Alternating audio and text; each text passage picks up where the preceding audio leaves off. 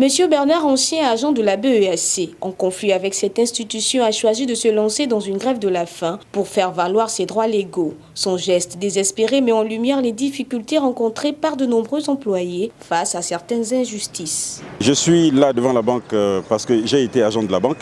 J'ai été employé à la banque en 2001 et en 2012, j'ai eu un accident domestique comme si j'étais tombé malade, qu'il faut dire.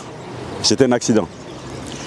Et cet accident nécessitait une évacuation en urgence à l'extérieur parce que manque de spécialistes au Gabon. L'évacuation a traîné 9 mois.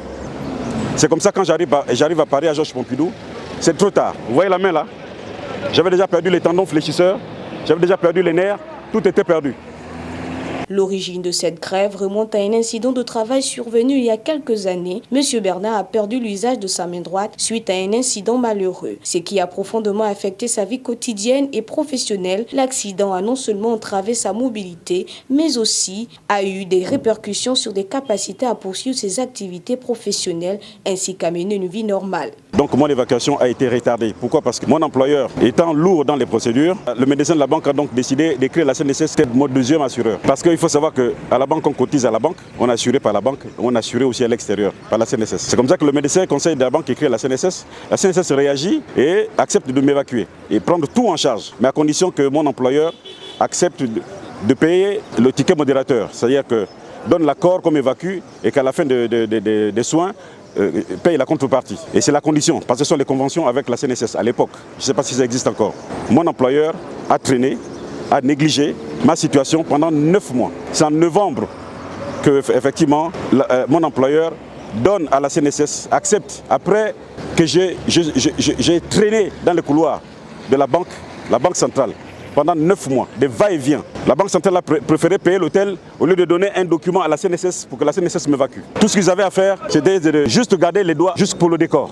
Ils ne pouvaient plus rien faire. Ils m'ont dit comment ça se fait que je sois arrivé aussi tard. Mon employeur a retardé mon évacuation. Après 1 an de soins, 4 chirurgies de la main, ils ont tout fait pour éviter l'imputation. Je suis donc rentré après 1 an parce que la CNSS bascule sur la CNAMGES. Mon employeur n'est pas sur la CNAMGES. Je rentre pour que mon employeur prenne le relais pour les soins. Encore une fois, mon employeur n'a rien fait. On m'oblige plutôt de reprendre le travail. Pendant que je fais des séances de rééducation chez les kinés, on m'oblige, pendant que j'ai la douleur, on m'oblige de reprendre le travail. Je précise que mon lieu de travail, mon lieu d'affectation, c'était Franceville. Je repars à Franceville. Quand j'arrive, le directeur me reçoit. Dans son discours, il me dit qu'il ne fallait pas que je porte plainte à la banque. Parce que j'avais pris un conseil, parce que j'avais écrit à la banque pour qu'on me prenne en charge. J'avais pris un conseil parce que la banque ne m'écoutait pas. J'avais pris un avocat. C'est l'erreur fatale qu'il ne fallait pas faire. Parce qu'il ne faut jamais amener la banque dans les tribunaux. C'est pour ça que je suis là. J'appelle les autorités. Je fais appel aux autorités.